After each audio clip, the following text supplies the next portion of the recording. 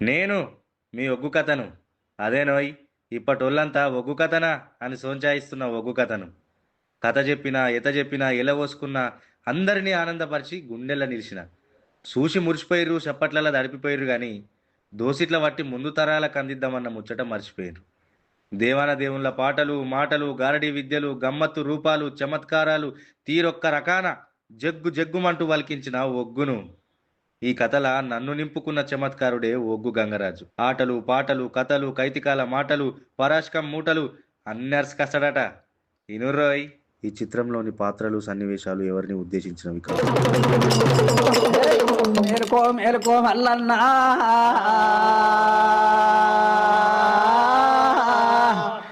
ఏలుకున్న వారికి ఎమ్మడుంటలన్నవు, తలుసుకున్న వారికి తామిది దేవుడో మల్లన్నా.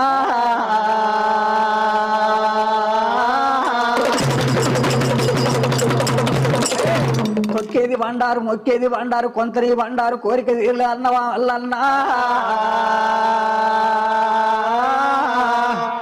బండారు బండారు అంటే నీ గుళ్ళల్లా కొండలై మోగుతుంది దేవుడా.